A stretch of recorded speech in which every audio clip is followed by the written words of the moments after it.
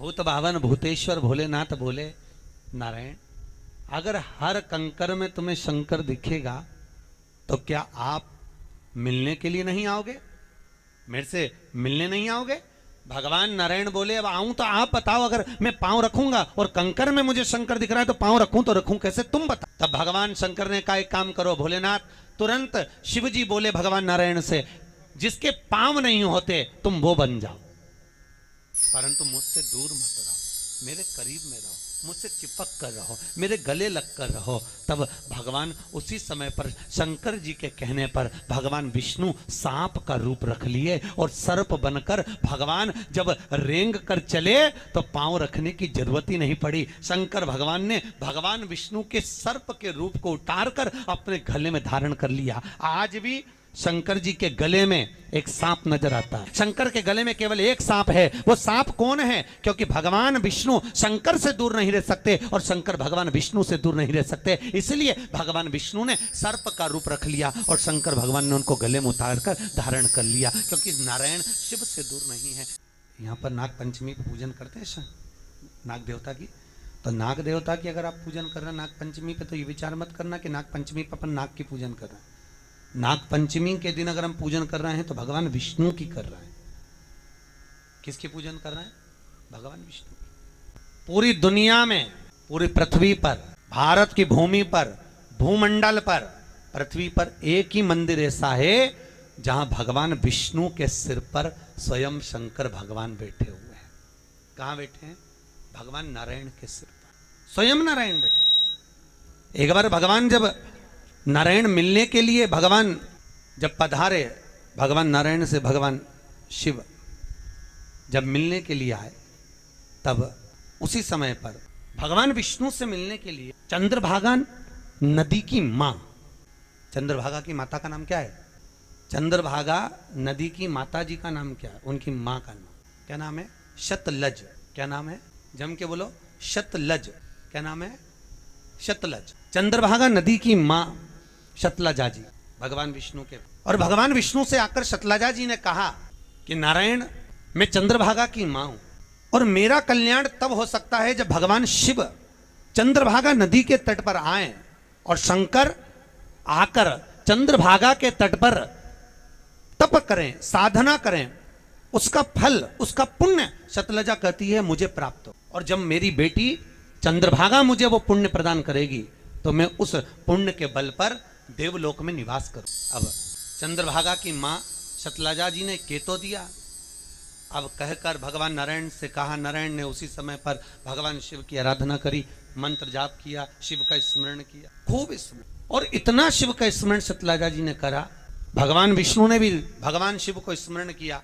शंकर भगवान उस समय पर आ गए और भगवान शंकर उस समय पर प्रकट हुए और शंकर भगवान ने आकर भगवान नारायण से पूछा, बोलो प्रभु, आप चंद्रभागा के तट पर बैठे हो और तप कर रहे हो, साधना कर रहे हो, मेरा भजन कर रहे हो, क्या चाहते हो? भगवान शंकर से भगवान नारायण ने कहा कि आप यहाँ चंद्रभागा के तट पर आए और थोड़ी साधना करें, थोड़ा तप करें। क्यों?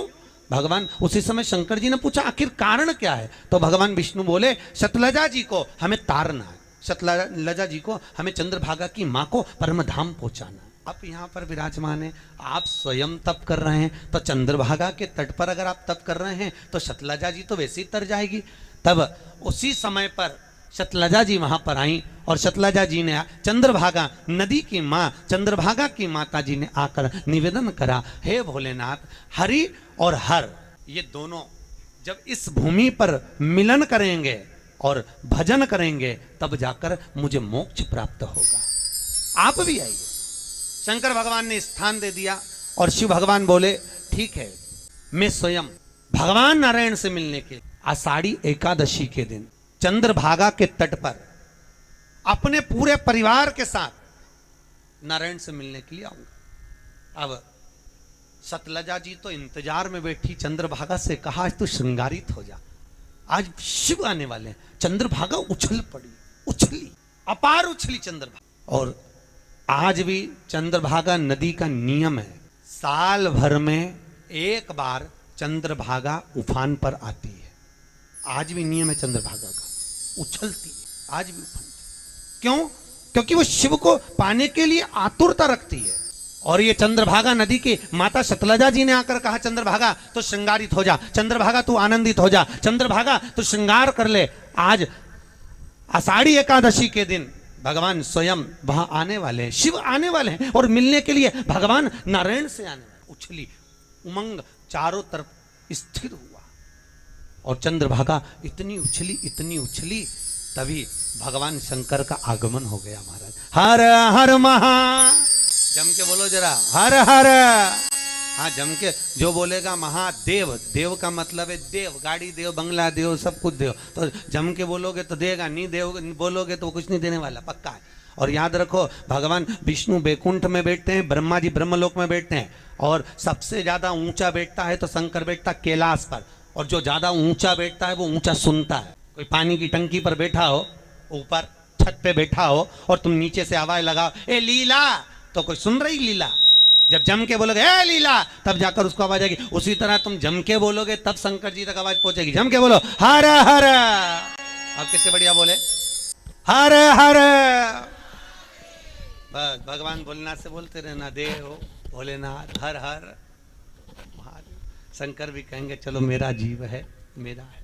एक बार फिर से दम से हर हर। अभी भी कई लोग बहुत कंजूस बैठे हुए हैं, हाथ ही नहीं उठा रहे। पड़ोसन को देख रहे, ये उठाए तो मैं उठाऊं। दीन बंधु दयालु दया कीजिए, जो दोनों हाथ उठाकर हर महादेव जम के नहीं बोले उसको उठा लीजिए। बोलो हर हर। अब कितने बढ़िया बोले, मतलब तुम जाना नहीं चाहते, पक्का हो गया। हाँ, कहा करोगे जाके अभी यार, भगवान का भजन करो, क्या करना वजह। भगवान शंकर जी पता, शंकर जब पहुंच आषाढ़ी एकादशी के दिन मंदिर में अपार भीड़, और आज चंद्रभागा उछली है। आज चंद्रभागा जब आनंदित हुई है तो उस आनंद को देखने के लिए और लोग बढ़ गए। अब शंकर भगवान आए, पार्वती भी धक्का खाए, गणेश जी भी कहीं छूट गए। इतने में नंदीश्वर के भोलेनाथ बहुत भीड़ है। शंकर भगवान बोले चिंता मत करो, नारायण ने बुलाया है, वो निकल कर बाहर आएंगे। भगवान शंकर ने जम के डमरू का नाद करा, और जैसे ही शंकर भगवान ने डमरू खड़खड़ाया, डमरू खड़खड़ाते ही भगवान विष्णु के कानों में शब्द गया, नारायण हरि विठ्ठल बाहर निकल कर आ गए। प्रभु आप पधारे हो, आइए। भगवान बोले आ तो जाऊंगा, पर तो क्या पर क्या, ये मेरे साथ में पार्वती, गणेश और नंदी सभी। तो भगवान इतने में नारायण बोले, प्रभु इतने सारों की जगह मंदिर के अंदर नहीं है, एक काम करो, ये नंदी को तुम चौराहे पे दरवाजे पे छोड़ दो, इसके बाद में गणेश जी को अपने दरवाजे पर छोड़ दो, और पार्वती मैया को थोड़ा सा नजदीक छोड़कर दरवाजे के पास में आप चलिए। अब भगवान शंकर अकेले, तो भी भीड़ अपार। चंद्रभागा भगवान के दर्शन करने के लिए आतुर हो गई। चंद्रभागा की माता वहां आकर खड़ी हो गई, दर्शन करने के लिए आतुरता बढ़ गई। तो भगवान शंकर जब अंदर जाने लगे, चंद्रभागा को जब दर्शन नहीं हुए, चंद्रभागा की मां को जब दर्शन नहीं हुए, तब नारायण को देखकर चंद्रभागा रो पड़ी। वहां विष्णु उसी समय पर रुक्मणी को भेजे, रुक्मणी जा चंद्रभागा से पूछ रो क्यों रही है, आज तो खुशी मनाना चाहिए। आज जब गुरु आए, कोई संत आए, कोई साधु आए, कोई भगवान आए, तो अपने यहाँ तो दीपावली मनना चाहिए, उमंग होना चाहिए, उत्साह होना चाहिए, और तू रो रही है। जा रुक्मणी जरा पूछ कर आ, जा जल्दी। रुक्मणी भागी, और रुक्मणी जाकर हरि विठ्ठल के पास में से रुक्मणी ने जाकर तुरंत चंद्रभागा से पूछा तू रो क्यों रही है, तेरे रोने का कारण क्या। चंद्रभागा बोली मेरी माँ बूढ़ी हो गई, मैं और मेरी माँ दोनों आगे तक तो आ नहीं सकते, भोलेनाथ आए, हरिहर मिलन का दर्शन नहीं हो पा रहा है, और जब तक वो दर्शन नहीं होगा तब तक मेरी माँ को मोक्ष नहीं मिलेगा, कुछ कृपा करिए। भगवान नारायण ने कहा